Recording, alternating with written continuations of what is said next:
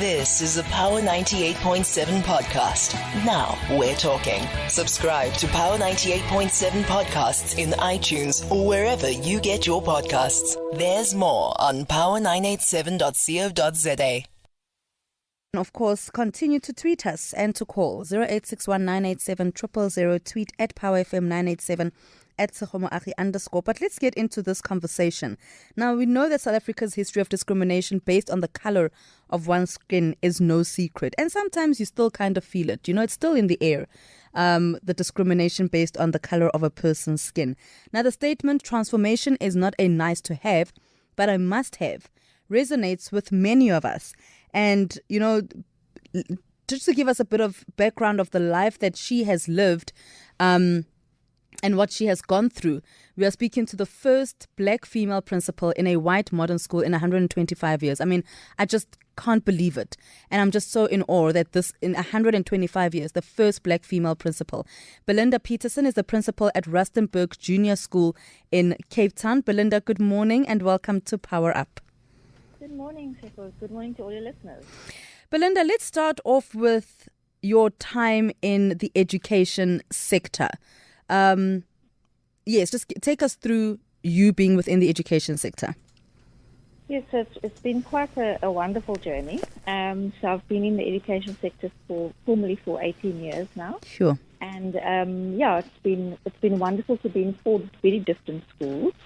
So very culturally different, demographically different, socioeconomic. So it's really exposed me to a lot of different cultures and backgrounds, and working in different multicultural settings within the South African school system in Cape Town. It's really grounded me and taught me so much. I've had many opportunities over those years as well, in different aspects of leadership, and been really blessed to have work with different principals in the two different schools. My first 2 schools where I was able to really grow and learn and really sharpen the sword, and eventually become a principal. And now I'm a principal at my second school, which is Rustenburg Junior School.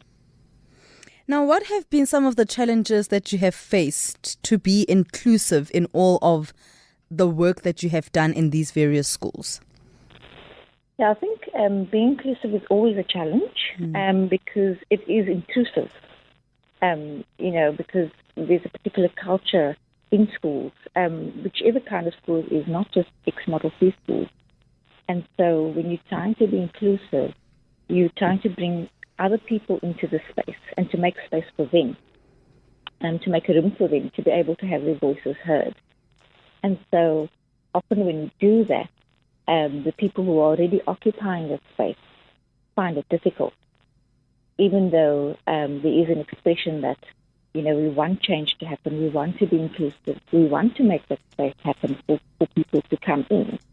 It is difficult because it means that there has to be change, and change is often quite intrusive, and it often gives us a feeling or a sense of loss, because now we've got to make space for others. And then on the other spectrum, then for the people coming in, it's often difficult to try not to assimilate to the culture, to be authentic, because automatically when they come into that culture, they feel like in order to belong, they've got to give up a part of themselves to be able to be in that space. And it's obviously not what we want.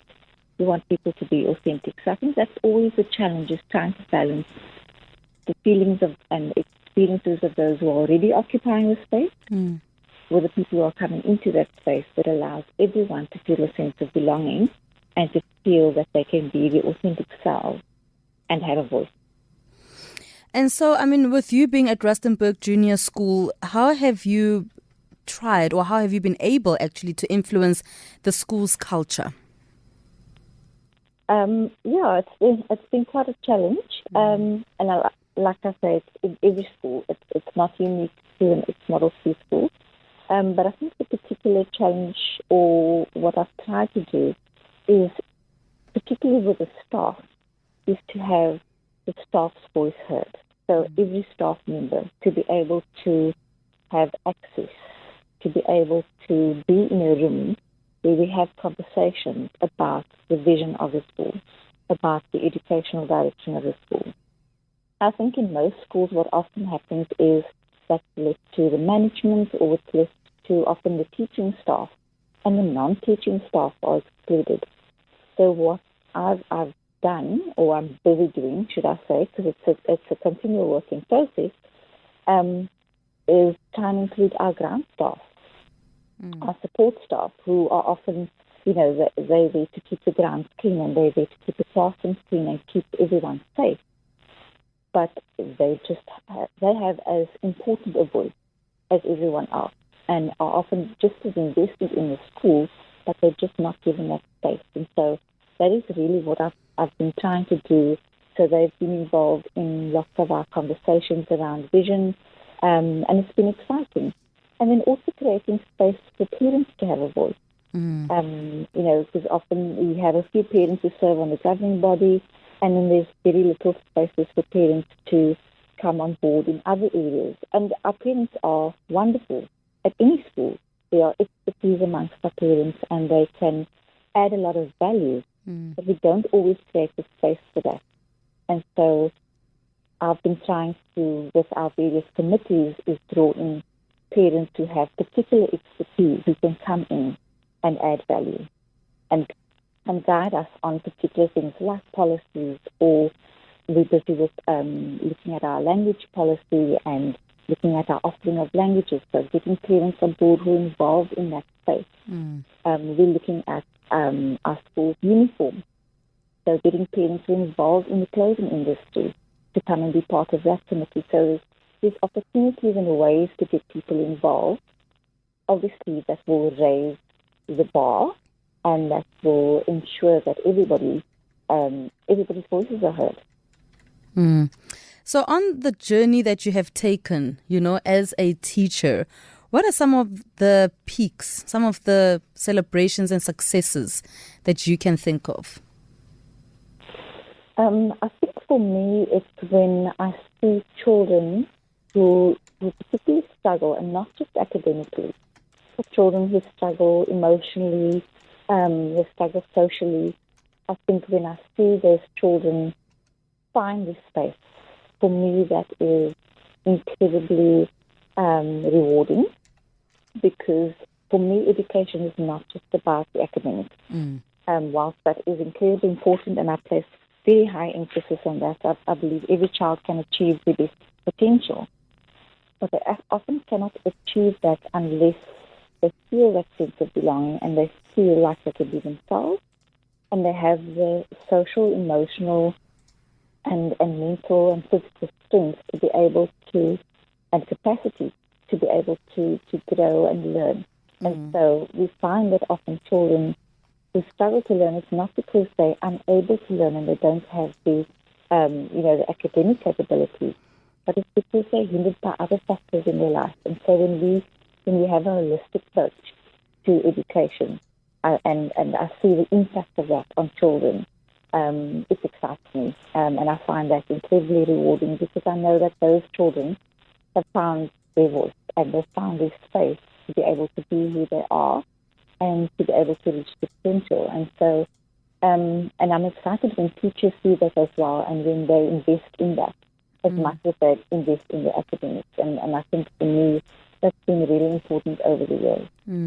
And of course, the issue, like you've mentioned, that not all children really will do very well academically. And it's important to bring in things like arts and culture, or creative arts within the school. Is this something that you are passionate about as well? Oh, absolutely.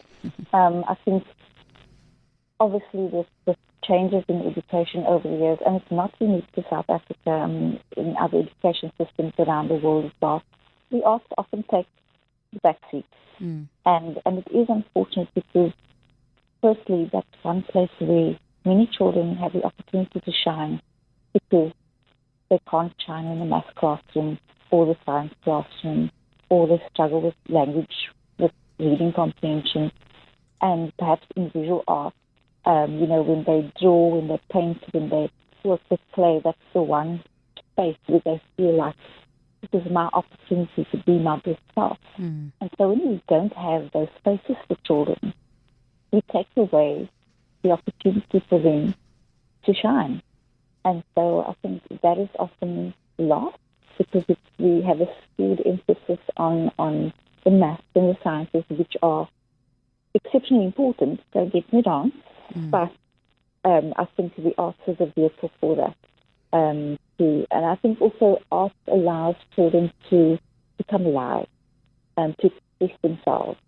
If they're going through any emotional or social struggles, it's often the one place where they can express themselves through music, through dance, through drama, through visual art. So it's really, really important. And I think, schools need to, and curriculums generally, need to actually be more integrated. Because there's lots of research around about how when children are involved in the arts and given space to develop in the arts, it actually benefits them academically. There's lots of links that show maths and music, for instance. Children who play instruments or are exposed to music and learn about music and music notation, they are often, it unlocks some of the mathematical concepts and knowledge and skills that they develop. And so there are definitely lots of links between the art and between the more academic subjects. But I think we're not making those connections on. And I do think that there is a bit of a shift in people's thinking and in the research, and I'm hoping that at some point we're going to see that shift in our curriculum where the art is held on equal footing as all the other academic subjects. Belinda, I'm going to request that you please just stay on the line. We'll be taking news and traffic in a little while. And I'd really just like for us to continue this conversation. I've got a few more questions for you. So, sorry. Great stuff. Thank you so much. Belinda Petersen is a principal at Rustenburg Junior School in Cape Town. And she's the first black female principal in a white modern school in 125 years. We continue our conversation with her after news and traffic. Power Up, weekdays 3 to 6 a.m. on Power 98.7. And a huge thank you to Nompumelelo and Khoshikgadi for news and traffic. All right, so we are in conversation with Belinda Petersen. She is a principal at Rustenburg Junior School. I told you that we are celebrating Phenomenal Women today.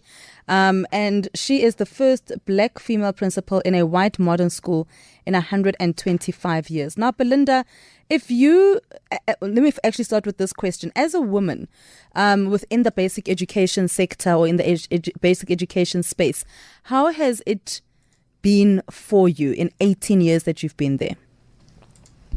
So I think it's always a challenge. I think, being a woman in many different spaces. I think in education, most of our teachers are women. There's a larger percentage of women or female teachers than there are male teachers. But for many years, it's always been most males in the leadership positions in schools. So in your management positions, whether it's departmental heads or deputy principals or principals.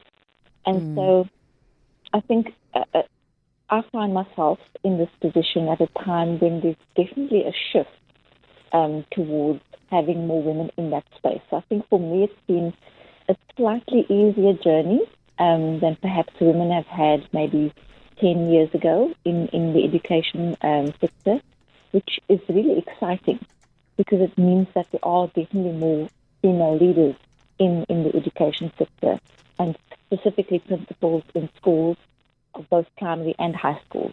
So that's really exciting.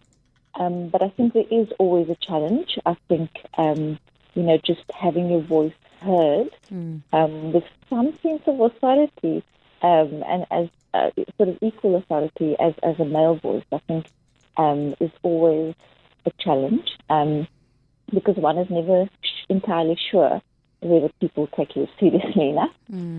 But I think given that things have been changing and there has been a shift, definitely I'm seeing that it is a lot easier So I think I've been blessed to have other women pave the way before me, which has been phenomenal, and I do want to pay tribute to all those women, particularly leading schools over the years, because leading a school, it's a complex organization. There's so many moving parts. You can plan your day as much as you like, but it never turns out that way. So I think, and I think being a woman in that space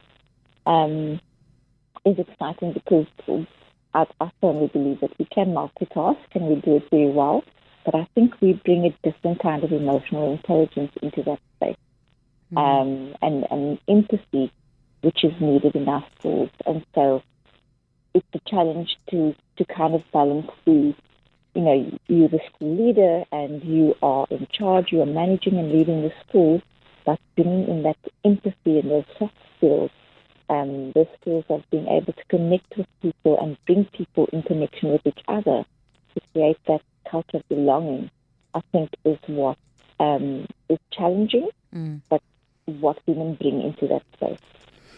And so what would you then say to your colleagues, those that are within the education space, the females that are that are educators as well? What would you say to them, those that are perhaps feeling despondent at this point with the work that they do or with whatever is happening in the space? I think what people have said to me is what I would like to say to them is, don't shortchange yourself. Don't set the bar low, set the bar high, and believe that you are capable. Believe that you can, you have the capabilities to be able to aspire to be a leader in the school environment.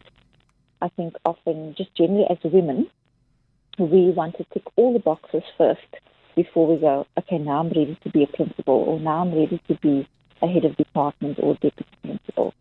Males are very different. They'll just go for it.